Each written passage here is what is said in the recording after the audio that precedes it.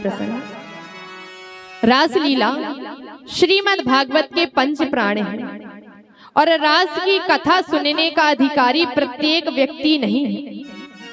और अपात्र को कथा सुनाने से, कथा सुनाने का पाप हमें भी लगेगा और सुनने वाले को भी लगेगा। इसलिए जब तक रास की कथा चले, मन को एकदम शुद्ध करके बैठे।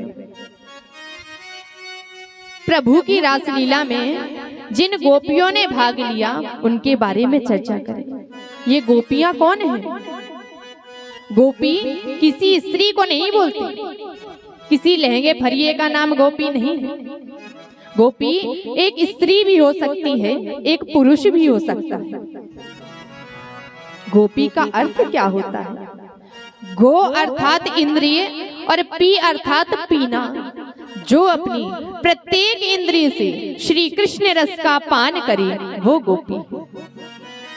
और प्रभु की रासलीला में जिन गोपियों ने भाग लिया कोई साधारण नहीं।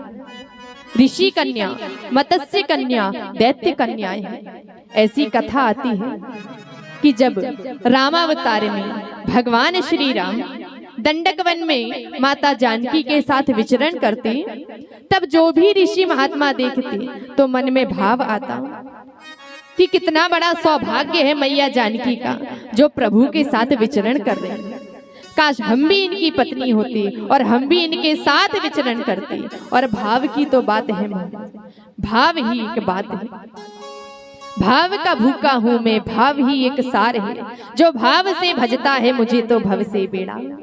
उन ऋषियों का भाव सच्चा था। वो ऋषि ही ब्रज की 80,000 गोपियां बनकर आए। जब भगवान ने वामन अवतार लिया, राजा बलि के द्वार पर गए, समस्त दैत्य कन्याएं मोहित हो गईं। मन में गोपी भाव आया, आज ब्रज की गोपियां बनकर आ गई। जब प्रभु ने मत्स्य अवतार धारण किया, सारी मत्स्य कन्याएं मोहित हुई। मन में गोपी भाव आया, ब्रज की गोपी बन गई। इतना ही नहीं, 4 वेद हैं। नाम बताइए जरा चारों वेदों के।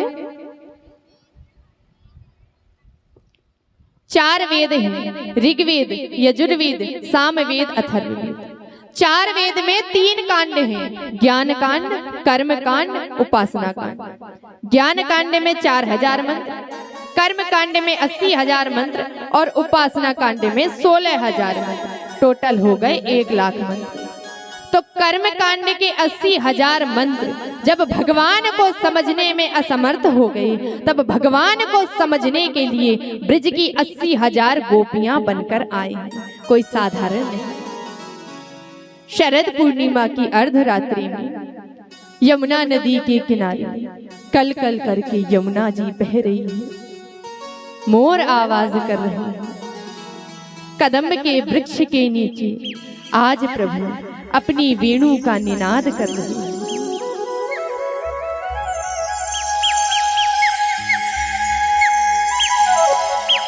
आज जैसे ही प्रभु अपनी वेणु को बजाते हैं, सारी गोपियां अपनी सुध बुध भूल जाती हैं।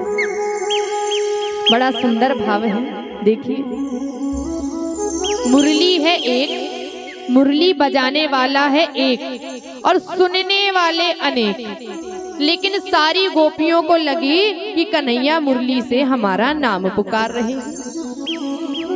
एक गोपी अपने बालक को दूध पिला रही थी। बांसुरी की आवाज आई। आवाज आती है मानो विशाखा जल्दी आ जाओ। विशाखा ने लाला को पालने में लिटाया और दौड़ पड़ी। ललिता अपने पति को भोजन परोस रही थी। बंसी की आवाज आई, ललिता जल्दी आ जाओ। रोटी पटकी और दौड़ पड़ी। एक गोपी को तो उसके पति ने भीतर ताले में बंद कर दिया। तू नहीं जाएगी। गोपी कहती है, तुम किसे रोकोगी? तुम इस शरीर को रोक सकते हो, आत्मा से तो मैं सबसे पहले मेरे प्रभु के पास पहुंचूंगी। और सत्य में वह गोपी प्रभु के पास पहुंची। आज प्रभु वेणु का निनाद कर रहे हैं। और जो ही प्रभु ने देखा तो चारों ओर से हजारों गोपियां आ रही हैं।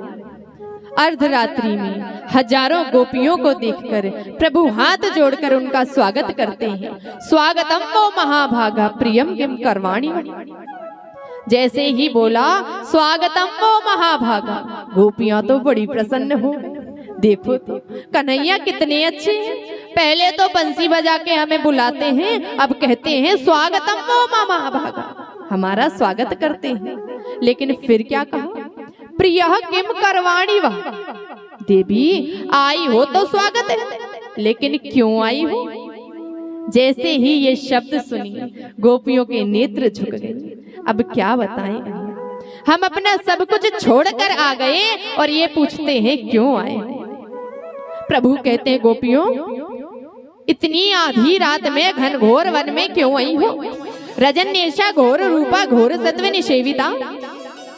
अच्छा, इस आधी रात में ये वन कैसा दिखता है ये देखने आई हूँ। चलो देख लिया ना, अब जाओ अपने अपने घर जाओ। सारी गोपियां चुपचाप खड़ी। प्रभु कहते हैं तुम पतिव्रता स्त्री हो और पतिव्रता स्त्री को रात्रि के समय अपने पति के पास होना चाहिए। जानती हो पतिव्रत धर्म में कितनी शक्ति होती है। एक पतिव्रता स्त्री थी, पति की बड़ी सेवा करती थी। एक दिन की बात, दोपहर के समय आंगन में बैठी हुई चावल बीन रही थी। बाहर से काम करके पति आया, जल लाकर पति को दिया, बैठी थी। पति बगल में बैठकर जल पिया और पत्नी की गोद में सर रखकर सो गया। उस पत्नी का 18 महीने का छोटा सा बालक था। घुटमन घुटमन आंगन में चल रहा था और आंगन में एक और अग्नि जल रही थी। चलते चलते वह बालक अग्नि के पास जा पहुंचा। अब पत्नी के मन में विचार आया, जाऊं बालक को उठा लूं, नहीं तो जल जाएगा। लेकिन गोद में पति सोए हैं, यदि पति को उठाऊंगी तो पतिव्रत धर्म नष्ट हो जाएगा। क्या करूं, इतना विचार कर रही थी कि आज वह बालक अग्नि कुंड में जा गिरा। जैसे ही बालक गिरा, पत्नी ने अपने नेत्र बंद कर लिए।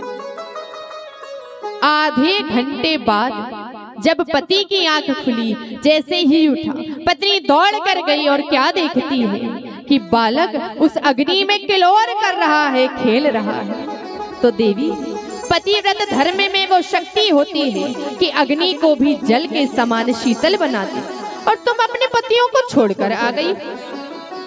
सारी गोपियां सिर झुकाई, टेढ़ी आंख से देखकर कहती है, कन्हैया जो तुम हमारे साथ कर रहे हो ना, बहुत गलत कर रहे हो।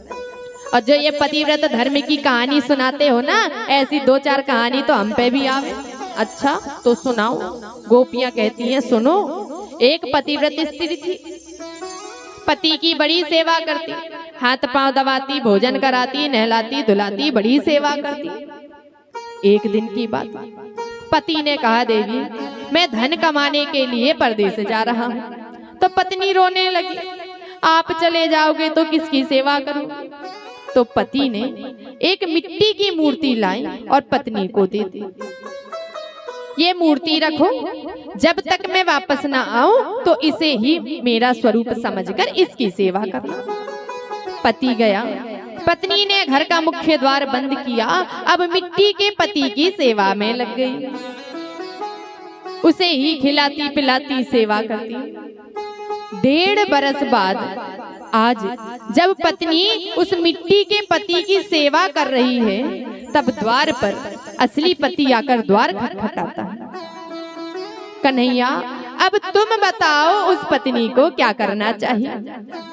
द्वार पर असली पति खड़ा है, यदि जाकर द्वार नहीं खोलेगी तो पतिव्रत धर्म नष्ट हो जाएगा, और मिट्टी के पति की सेवा छोड़कर जाएगी तब भी पतिव्रत धर्म नष्ट होगा। तो आप बताओ उसे क्या करना चाहिए। प्रभु फट से कहते हैं, अरे जब असली पति आ गया तो मिट्टी के पति का क्या काम, उसे जाकर द्वार खोलना चाहिए। गोपियां कहती, हम भी तो सोई कर रहे हैं लाला। जब इस आत्मा का पति परमात्मा आ गया है तो हम भी मिट्टी के पतियों को छोड़ आएंगे। मीराबाई ने भी यही कहा कि ऐसे वर को क्या वरे जो जन्मे और मर जाए, वर वर ये गोपाल को जैसे चिड़लो अमर हो जाए, जैसे चिड़लो अमर हो जाए। प्रभु ने देखा कि गोपियों का भाव सच्चा है, परीक्षा में सफल हो गई, तो आज रास के लिए तैयार हो गई। और दो गोपी बिच बिच माधव, 2 गोपियों के बीच में एक कन्हैया प्रकट हो गई। वेणु का निनाद हो रहा है और रास की लीला चल रही है। रास की लीला चल रही थी कि आज गोपियों के मन में अभिमान आ गया और राधा रानी के मन में मान। अभिमान शरीर का होता है और मान आत्मा का होता है। गोपियों के मन में अभिमान है, अरे हम कितनी सुंदर हैं, प्रभु हमारे साथ रास कर रहे हैं। और राधा रानी के मन में मान कि प्रभु कितने सुंदर हैं। गोपियों में और हम में कोई अंतर नहीं समझते, सबसे बराबर प्रेम करते हैं। और जहां अभिमान होता है वहां भगवान नहीं होती। तो आज गोपियों के अभिमान को दूर करने के लिए और राधा रानी की प्रसन्नता के लिए प्रभु राधा रानी को लेकर बीज रास से अंतर ध्यान हो गए। जैसे ही प्रभु गायब हुए सारी गोपियां व्याकुल हो गई, ढूंढने लगी कन्हैया को। प्रभु तो राधा रानी को लेकर दूर वन में जा रहे हैं। अब कहते हैं कि यहाँ पर राधा रानी को अभिमान हुआ। राधा रानी को अभिमान नहीं हुआ महाराज। राधा रानी विचार करती हैं कि प्रभु गोपियों को छोड़ आए हैं। प्रभु सब कुछ छोड़ सकते हैं लेकिन गोपियों को नहीं छोड़ सकते। और यदि मुझे सदैव के लिए प्रभु का संग पाना है तो गोपियों का संग पाना पड़ेगा। तो गोपियों का संग पाने के लिए